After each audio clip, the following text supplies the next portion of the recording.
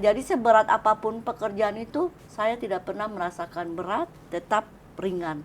Bahkan kadang-kadang teman orang bertanya, lihat aktivitas saya, ibu ini sebenarnya konsumsi obat apa sih? Oh, Sampai kok energik begini dengan usia yang kayak begini masih ini. Saya bilang demi Allah, periksa dalam tas saya tidak ada yang namanya obat-obatan. Karena saya memang pribadi yang paling tidak suka minum obat. Minum obat saja itu harus dijaga suami. Tapi apa yang membuat saya sampai bisa energik, bisa sehat begini, menjalankan pekerjaan itu dengan ikhlas. Nah itu oke. obatnya, nilainya di sini. Saya telepon bapak, saya bilang ke bapak bahwa bisa-bisa saya mati di tangan anak saya sendiri. Akhirnya bapak menguatkan saya. Saya biasanya kalau begitu saya kan lari ke kamar ambil air wudhu, saya cuma ngadu kepada Tuhan. Lalu saya punya spirit, kalau bukan saya siapa lagi yang bisa mengobati anak saya, membimbing anak saya. Jadi harus saya maju. Hai kawan Kekers, ketemu lagi di Siniar Keker. Dan seperti biasa ya kawan Keker, Siniar Keker akan selalu menghadirkan konten yang edukatif, kreatif, tentu saja juga inspiratif buat kawan Kekers dimanapun berada. Hari ini ya bersama Tio seperti biasa nanti kita akan berbincang ya. Topik kita kali ini tuh sangat menarik ya karena setiap perempuan itu punya cerita, tapi tak semua cerita itu terdengar dan tidak semua perjuangan itu terlihat. Dan di episode kali ini kita akan membahas mengenai perempuan di ruang publik dan keluarga. Kita akan berbincang dengan seorang perempuan yang menjalani banyak peran ya sekaligus gitu. Sebagai istri wakil gubernur, sebagai penerima penghargaan perempuan inspiratif Indonesia dari Ikatan Muslimah Indonesia, kemudian juga ibu dari 2 orang anak berkebutuhan khusus, dan juga konten kreator yang konsisten membagikan pesan-pesan positif di media sosial. Dan saat ini sudah hadir bersama Tio, ada Ibu Rohani Fanat. Selamat datang Ibu Rohani. Yes, terima kasih. Oke, selamat datang di RRI ya. Biasa Ya. disapa Ibu?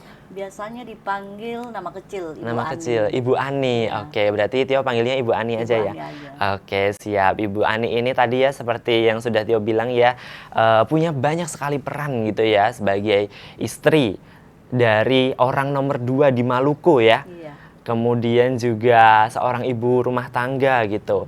Dan kemarin juga mendapatkan penghargaan gitu.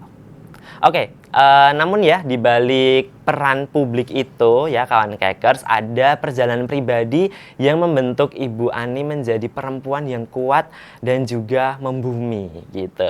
Nah, mungkin Ibu bisa diceritakan gitu ya, siapa sih sebenarnya Ibu Ani gitu ya, jika semua gelar dan juga peran itu tuh dilepas gitu. Ya, oke.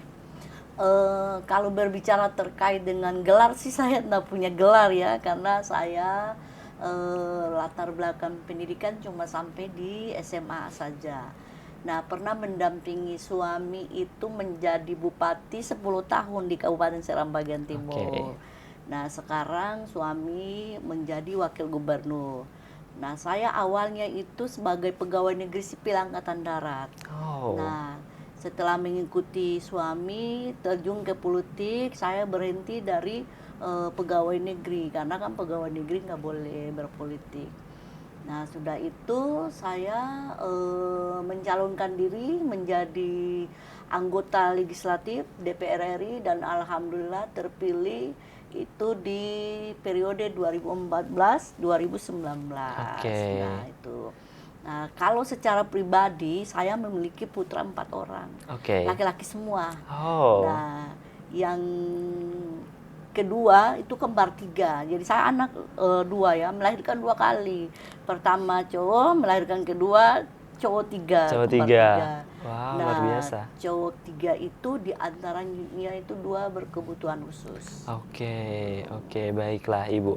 Berarti kalau misalkan nih mungkin kawan Kekers di rumah ya pasti sudah mengenal Ibu Ani dong ya. Tapi siapa sih sosok gitu mungkin Ibu Ani itu di balik layar gitu. Itu pribadi yang seperti apa gitu? Oke. Kalau di balik sosok di balik layar tidak ada siapa-siapa. tidak ada siapa-siapa yang membimbing saya, mendukung saya. Cuma suami aja, pure saya saja. Karena saya sebagai public figure, ya, tidak bisa menceritakan masalah ke semua orang. Oke, baik. Ya, karena kita panutan. Oke. Nah, saya sendiri kalau ada masalah, saya sendiri yang apa namanya, yang mengalaminya baru, terus ini nanti arahnya kemana, ini efeknya kemana, tujuannya kemana, itu saya sendiri. Dan alhamdulillah saya sendiri yang menguatkan diri saya sendiri. Tetapi ada beberapa teman sih yang cuma hanya ibarat kata untuk pelampiasan. Kalau saya lagi mumet, lagi ini coba saya sering dengan dia, sebatas memberikan masukan. Tetapi kadang-kadang saya memilih, oh masukannya ini saya bisa implementasi tidak, efeknya dampaknya ada positif atau negatif. Kalau dampaknya negatif berarti saya tidak ikuti. Yang penting saya sudah plong mengeluarkan unek-unek saya. Oke. Nah, seperti yang sudah kita tahu ya kawan Kekers, ya, Ibu Ani ini adalah istri dari Bapak Abdullah Farnat. Iya. Oke. Nah, Ibu, tantangan terbesar apa sih Ibu menjadi pendamping dari seorang pemimpin di daerah Maluku ini? Iya. Gitu. Nah, cikal bakal itu waktu awal ya, suami jadi bupati di Kabupaten Seram Bagian Timur sebagai pejabat publik, politisi. Nah, saya itu tadinya itu belum kuat menerima sosok seorang suami yang notabene adalah pemimpin.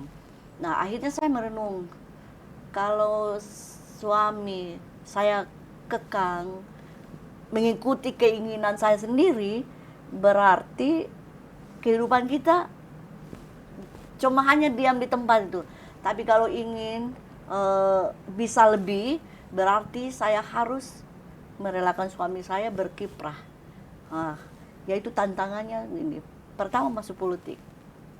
Pertama-tama itu kan politik ini kan berhadapan dengan semua orang. Laki-laki, perempuan, tua, muda, ya. Awal-awal itu saya kalau lihat suami ketemu dengan perempuan, ya, apalagi cewek cantik, masih muda, dulu kan masih muda juga ya.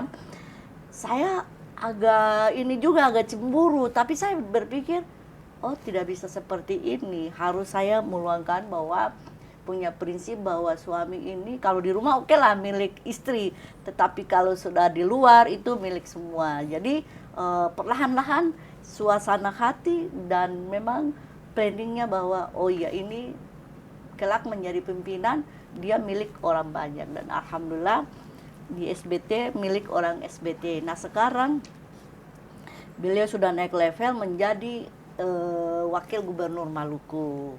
Nah sebenarnya sih tidak ada yang istimewa, sama aja, cuma lingkupnya luas. Betul. Kalau di SBT cuma menangani masyarakat di 15 kecamatan, sementara di Maluku di 11 kabupaten kota, itu aja. Oke, lingkupnya lebih luas ya. Yang Lebih pasti luas. tadi disampaikan juga kalau misalkan merelakan gitu ya, apalagi suami itu kan menjadi ibarat kata ayah juga bagi seluruh rakyat yang ada di Maluku gitu. Jadi secara prinsip Ibu Ani merelakan suaminya untuk mengabdikan dirinya ke rakyat gitu ya, Ibu ya. Iya.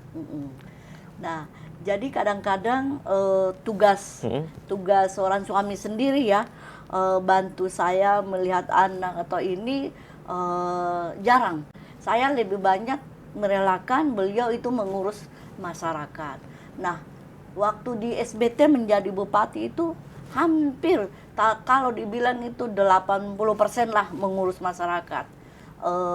Untuk keluarga itu tidak. Jadi saya berpikir ya mungkin ini dunianya dia, dan mungkin ini juga ketetapan Tuhan kepada kami bahwa Tuhan sudah memilih kami sebagai pemimpin.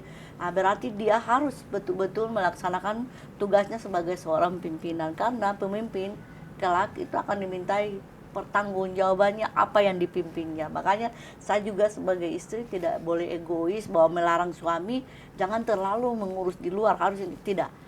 Sebatas dia bisa untuk mengurus anak, dia bisa, tapi tidak bisa saya yang menghandle sendiri begitu. Oke, luar biasa sekali ya Ibu Ani ya.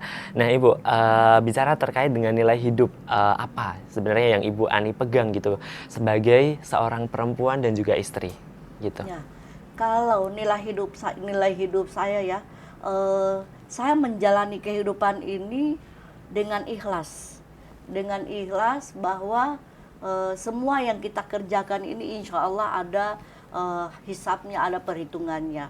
Makanya di setiap pekerjaan saya, baik itu dalam suasana, dalam ritme, kalau kita berjalan ada tugas keluar lewati laut, udara, ada juga rasa was-was bahwa ini bagaimana ini, tapi saya serahkan kepada Allah bahwa ini sudah menjadi ketetapan Tuhan bahwa kami pemimpin di Maluku, berarti Allah juga menjaga kami setiap perjalanan kami. Jadi nilainya itu ya ikhlas, jangan mengharapkan pamrih dan menjalankan pekerjaan itu, ibarat kata harus mencintai.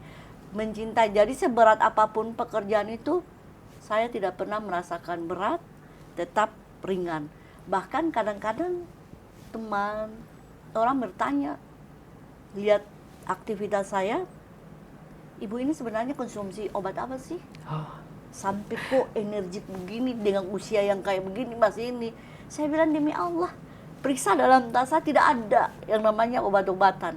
Karena saya memang pribadi yang paling tidak suka minum obat. Minum obat saja itu harus dijaga suami. Nah, tapi apa yang membuat saya sampai bisa energik, bisa sehat begini, menjalankan pekerjaan itu dengan ikhlas. Nah itu obatnya, nilainya di situ. Betul. Berarti ketika kita ikhlas itu pasti apapun juga yang terjadi itu akan terasa ringan gitu ya. Terasa ringan. Diringankan gitu ya sama Tuhan gitu ya. Oke Ibu, Ibu Ani dan juga Pak Abdullah Fanat ini kan sama-sama berangkat dari mungkin bidang politik gitu ya Ibu ya. Tadi sempat disampaikan juga pernah menjadi anggota DPR gitu ya. Pada periode 2014 sampai 2019. Nah, mungkin banyak orang yang berkesimpulan gitu ya. Sama-sama terjun di dunia politik gitu. Nah, ada nggak sih Bu kira-kira mungkin persamaan gitu antara ibu dan juga suami gitu? Iya. Sama dalam cara pandangnya dalam berpolitik gitu Ibu. Jadi suami saya awalnya itu kan yang terjun dulu ke dunia politik, baru saya. Nah, tapi pilihan politik kami itu beda. Nah, jadi pandangan kami sama-sama bila mana dapat masalah seperti ini, kami berdua itu sharing. Kami berdua sharing, mencari jalan keluarnya. Ini bagaimana ya? Kalau suami yang mendapat masalah, biasanya di-sharing dengan saya. Ma, ini bagaimana ya? Saya bilang begini. Oh, larinya ke sini. Nanti kalau saya dapat masalah, saya sharing ke beliau juga. Nanti beliau yang kasih solusi. Dan alhamdulillah ya, puji Tuhan, mungkin saya diberkahi oleh Allah bahwa saya memiliki intuisi lebih. Jadi kadang-kadang saya bisa membaca seseorang, bisa melihat dari karakternya saja, dari ini saja saya sudah rasa, oh orangnya seperti ini, oh orangnya seperti itu. Nah, di saat suami mendapat masalah, saya punya idenya muncul, harusnya begini Pak, harusnya begini. Karena patokan saya, perempuan itu kan dia punya 2 faktor untuk berbicara, yaitu logika dan perasaan. Sementara cowok, laki-laki hanya cuma logika. Nah, keuntungan perempuan di situ, sisi perempuan di situ, semua perempuan lah. Nah, cuma mungkin saya merasa bahwa saya punya lebih karena intuisi saya lebih tinggi. Oke, menarik sekali ya kawan Kekers ya. Dan di balik senyum yang sering kita lihat ya, ada perjuangan yang sangat personal gitu ya, dan juga sunyi gitu. Nah, Ibu Ani menjalani peran yang tidak semua perempuan mampu menjalaninya ya.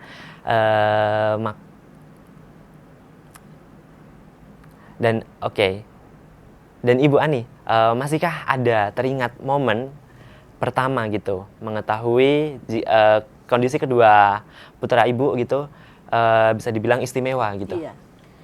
Nah, saya melahirkan 3 anak. Jadi pada saat usia 1 tahun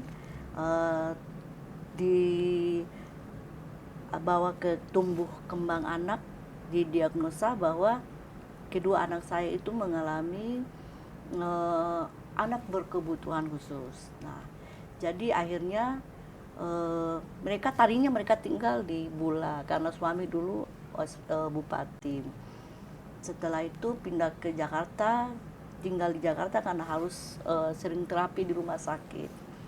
Nah, bersamaan juga waktu itu saya sebagai anggota DPR Republik Indonesia ya, dari fraksi PKB dulu di Komisi 3, saya difasilitasi oleh negara itu rumah jabatan, rumah dinas di Kalibata.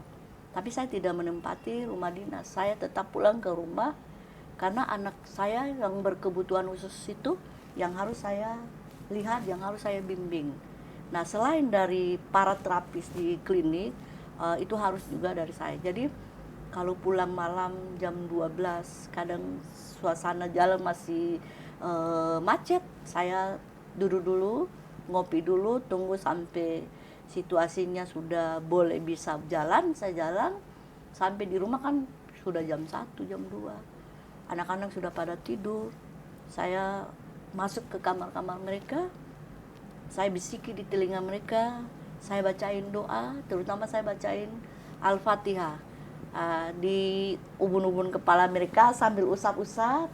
Saya mengatakan, insya Allah kamu bisa nak, Allah sudah memberikan kamu jalan yang ada ini, insya Allah kamu juga akan dijaga oleh Allah dan kamu akan bisa seperti anak-anak normal lainnya, karena di balik kekurangan kamu ini pasti Allah titipkan kelebihan. Nah itu, jadi diagnosanya itu setelah usia 1 tahun, baru dapat tahu dua anak ini berkebutuhan khusus. Oke, perasaan Ibu waktu mengetahui diagnosa tersebut seperti apa, Ibu? Orang tua mana sih yang tidak merasa sedih ya? Tapi kembali lagi bahwa ini sudah keputusan Allah, bahwa Allah sudah memberikan saya rezeki seperti ini. Ini mungkin pilihan dari Tuhan kepada saya, bahwa anak saya ini anak-anak luar biasa, anak-anak spesial. Berarti saya juga sebagai ibu yang spesial, ibu juga yang luar biasa. Okay. Nah itu, jadi saya menjalaninya ya biasa, bahwa anak-anak ini kalau dibilang ya, mereka menuntut bahwa sebelum mereka lahir, mereka menuntut bahwa ibu, mama, bapak, ayah, kami ingin lahir normal. Semua manusia bisa begitu. Tapi ini kan tidak. Jadi saya mungkin Allah memilih saya sebagai ujian, bahwa mungkin juga ada hikmah di balik ini dan ada juga tempat bagi saya, karena bukan saya saja yang mendapatkan anak berkebutuhan khusus 2, tapi ada juga ibu-ibu yang lain. Oke. Dan Ibu pasti percaya juga ada hikmah lain gitu ya yang dititipkan sama Allah untuk kedua anak itu gitu. Oke, Ibu sebagai seorang ibu ya, apa fase paling berat mungkin yang pernah Ibu lalui gitu selama menjadi seorang ibu? Ya. Kalau mau bilang fase yang paling berat, saya bisa memilih fase mana yang paling berat, tidak. Saya menganggap bahwa fase ini semua yang paling berat sudah. Tetapi saya menjalaninya itu, yang tadi saya bilang bahwa saya ikhlas, berarti tidak ada fase berat. Nah, kadang-kadang ya, menghadapi anak berkebutuhan khusus itu beda dengan anak yang disabilitas. Okay. Nah, karena anak berkebutuhan khusus itu perilaku karakternya beda. Nah, saya punya 2 ini, yang satu ini kontak mata, kalau bicara dengan orang, kontak matanya nggak fokus sama terlambat bicara. Nah, alhamdulillah dengan terapi manual, bicaranya lancar, bahkan sudah hafal Al-Quran. Oh, yeah. Hafal Al-Quran, juz yang paling panjang yang kita nggak bisa hafal, dia hafal. Masya Allah. Nah, terus IT-nya luar biasa. Nah, itu yang satu. Ibarat kata 95% lah sudah sempurna. Yang nomor 3 ini hyperaktif dengan terlambat bicara juga. Nah, hyperaktif alhamdulillah sudah sempurna.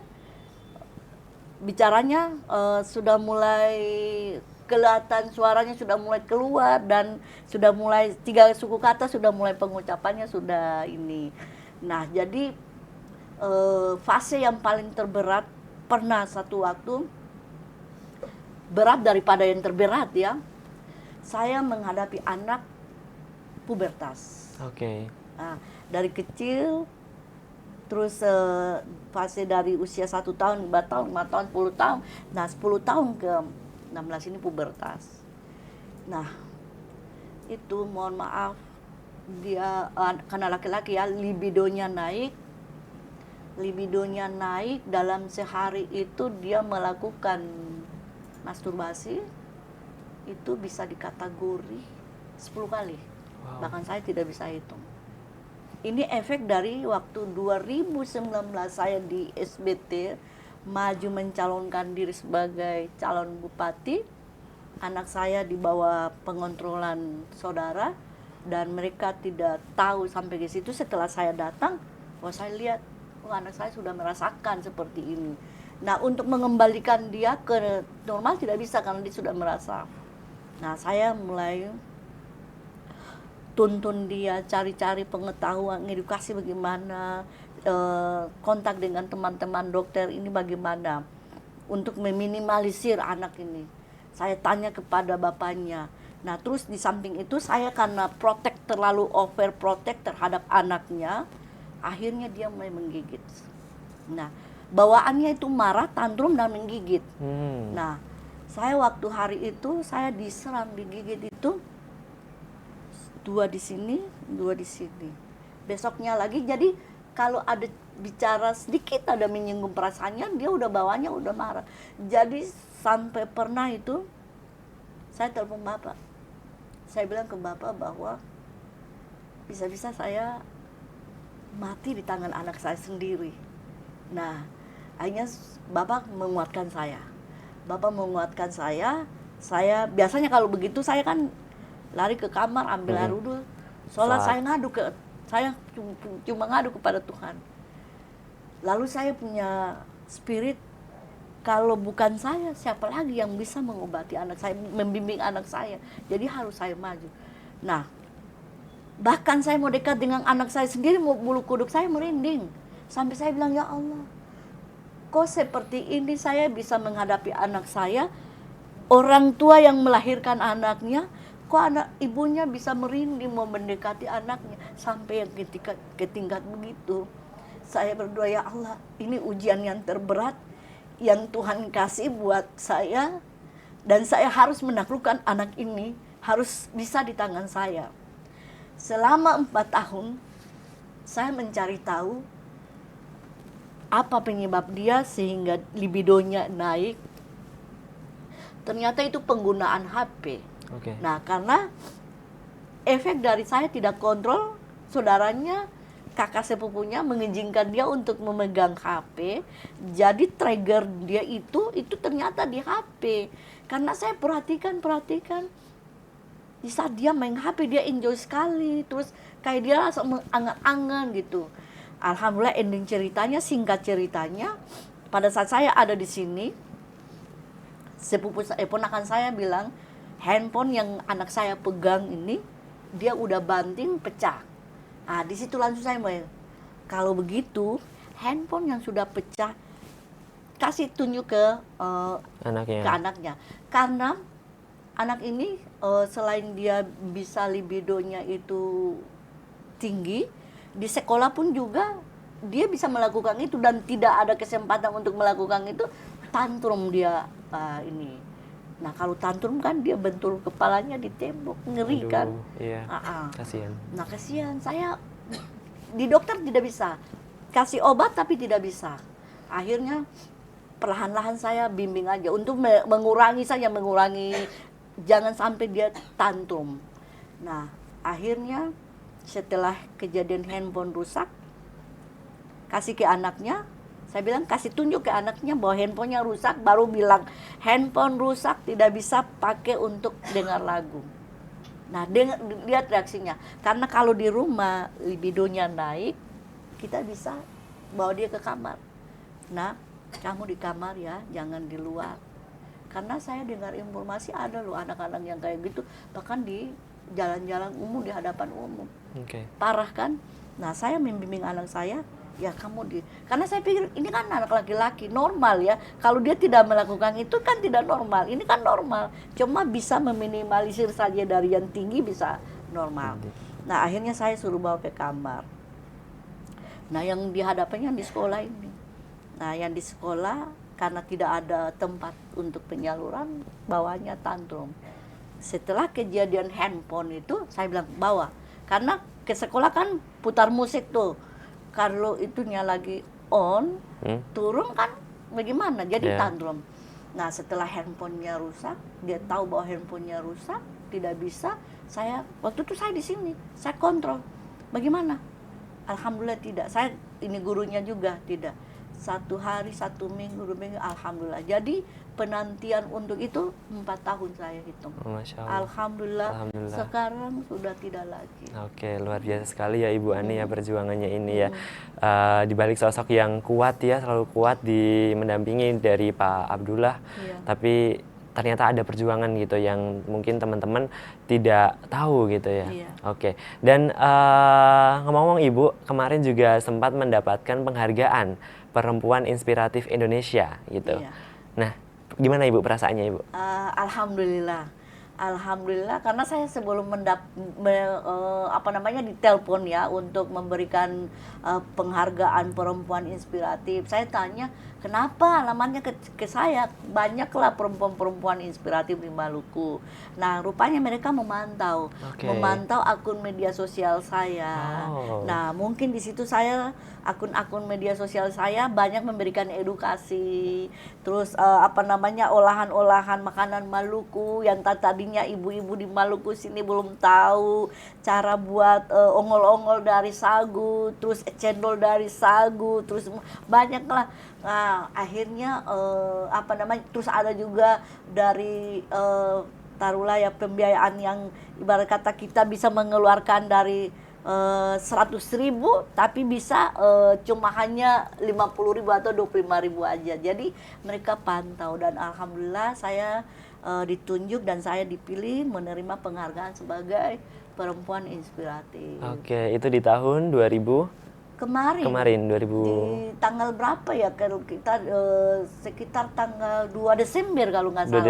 2 Desember kemarin. Oh, baru aja berarti ya? Baru aja kemarin. Bersamaan saya bawa rombongan Laski ke Kota Bogor karena waktu itu ada festival lomba seni kasidah tingkat nasional ya. Nah, tanggal 2-nya saya penerimaan penghargaan perempuan inspiratif. Tanggal 3-nya kita udah masuk ke festival Laski. Oke, luar biasa ya Ibu ya berarti ya. Oke, nah Ibu tadi kan juga sempat disinggung ya terkait juga membagikan aktivitas-aktivitasnya di sosial media kayak gimana cara membuat ongol-ongol tadi ya itu. Tujuannya itu sebenarnya untuk apa sih Ibu? Ibu membagikan aktivitasnya di sosial media itu Bu? Ya, saya tahu di luar sana banyak ada rumah tangga atau keluarga yang memang ekonominya ekonomi menengah ke bawah. Nah, karena saya pernah mengalami posisi yang mana memang betul-betul di bawah di titik yang paling terendah. Setelah suami jadi pejabat publik, purna bakti, saya juga ekonomi kita anjlok pas apalagi corona ya. Iya, betul. Nah, jadi saya tahu bahwa di luar sana banyak lah. Nah, saya ingin membagi cerita dan mereka juga bisa contoh karena anak saya 4 tapi saya juga menampung ada sepupu-sepupu di rumah, jadi kita itu bisa kalau dibilang satu rumah itu 10 anggota. Nah ini uang belanja kurang nih, akhirnya contoh kecil ya saya bikin telur mau kasih makan anak 10 orang ini harus 10 butir telur. Nah 10 butir telur kita beli satu butir berapa? Taruhlah 2.000 kali 10 10.000 belum yang lain-lain. Tidak mungkin satu anak makan 2 butir. Nah caranya bagaimana? Saya bikin dadar telur campur dengan kelapa parut supaya 6 butir telur bisa dimakan untuk anak 10 orang, bahkan tambah. Jadi mungkin di luar sana yang suaminya pendapatannya kurang, istrinya juga kurang, dengan cara begini mereka bisa. Dan alhamdulillah saya turun ke pasar, turun ke masyarakat, ketemu dengan saya punya komunitas media sosial, mereka bilang Follower-followernya gitu ya? follower saya, mereka bilang, Ibu salam interaksi, oh ini follower saya nih, mana Ibu sangat terbantu, alhamdulillah kami coba resep yang Ibu bagikan itu, kami coba bagus. Ada lagi daun sup bagi ibu-ibu kan, beli 5.000, beli 10.000 untuk stok, taruh di kulkas. 2 hari udah busuk, uang lagi keluar lagi kalau beli baru. Betul. Saya ajarin mereka taruh di botol aqua nih, ada gelas aqua ya. Lalu daun supnya kita beli harga 10.000, tapi pakainya bisa jangka waktu 2 minggu. Nah, berarti pakai sedikit, sisanya di stokin kan. Nah, taruh di dalam air, baru ditutup dengan tas kresek di kedap udara, baru taruh di kulkas. Itu 2 minggu bahkan 1 bulan itu daun sup nggak busuk-busuk. Nah, berarti ibu tersebut bisa menghemat uang berapa rupiah untuk tidak membeli sup karena ada stok masih aman. Oke, luar biasa ya. Berarti memang suka masak juga ya Ibu ya? Ibu Ani suka masak. Suka masak gitu. Terus akhirnya memberikan tips-tips itu gitu ya, dibagikan supaya orang-orang, mungkin ibu-ibu, mama-mama yang ada di Maluku ini bisa meniru gitu ya. Alhamdulillah, artinya mereka bisa mendapatkan manfaat dari apa yang saya bagikan ke mereka. Keren sekali ya Ibu. Tapi Ibu ada nggak sih Bu mimpi ke depan gitu untuk keluarga atau mungkin untuk perempuan yang ada di Maluku gitu? Nah, kalau mimpi saya ke depan untuk keluarga ya, saya tidak bermuluk-muluk untuk keluarga saya. Yang penting anak saya ada 4 orang laki-laki. Nah, yang laki-laki yang tertua ini bapaknya sudah mendesain kehidupan dia untuk tidak masuk ke dunia politik dan pekerjaan-pekerjaan pemerintahan. Biarlah dia berbisnis murni, pure bisnis saja, agar jangan diganggu otak-atik gitu. Mama bapaknya kan udah masuk ke politik nih, jangan anaknya lagi. Nah, anak saya yang kembar 3 itu kan masih SMA. Nah, yang kakak yang tadi itu kan yang tadi bisa hafal Quran, IT-nya juga bagus. Nah, ini kita nanti mau lihat setelah lulus SMA ini dia mau kemana, mengikuti keinginan dia. Yang nomor 2 sih alhamdulillah normal. Nah, dia ini berkeinginan untuk jadi pilot. Tadinya saya takut juga anak pilot, tapi ya sudahlah, mengikuti keinginan anaknya saja. Yang nomor 3 ini yang belum bisa apa-apa, saya bilang saya berdoa kepada Allah, yang penting anaknya bisa mandiri saja itu. Nah, untuk perempuan-perempuan di luar ya, ibu-ibu harus pintar, harus cerdas, karena ibu adalah madrasah, sekolah yang pertama bagi anak. Anak mendapat pendidikan pertama itu ada di orang tua, ada di ibu. Nah, untuk itu perempuan juga tidak boleh berdiam di dalam rumah. Ibarat kata yang dulu istilahnya kamar, kasur, dan sumur, itu tidak lagi. Perempuan harus ada di ruang-ruang publik. Jangan dikalahkan oleh kaum laki-laki, jangan dibodohi oleh kaum laki-laki. Nah, itu yang penting, perempuan harus mandiri dan harus cerdas. Kalau mungkin untuk Maluku ke depannya Ibu, seperti apa? Kalau Maluku ke depannya saya tidak mau bermuluk-muluk, karena bukan gawenya saya sebagai pemimpin di Maluku ya. Itu ada gawenya yang memang punya tupoksi gitu lah ya Bu ya. Tupoksi di situ. Baik. Nah, dari Ibu Ani ini kita belajar ya bahwa ketangguhan itu tidak selalu keras. Kadang ia hadir dalam doa, kesabaran, dan juga cinta seorang ibu. Luar biasa sekali. Terima kasih Ibu Ani sudah datang di RRI Ambon. Itu ya, semoga tadi mimpi-mimpinya terwujud gitu ya. Ibu Ani sehat, keluarga sehat gitu, mendampingi Pak Abdullah ya dalam memimpin Maluku ke depannya gitu. Baik. Terima kasih kawan Kekers yang sudah setia untuk menonton Sinar Keker ya. Jangan lupa untuk terus saksikan Sinar Keker di channel YouTube RRI Ambon. Jangan lupa like, komen, dan juga subscribe dan nyalakan loncengnya. Aku Tio pamit, sampai jumpa.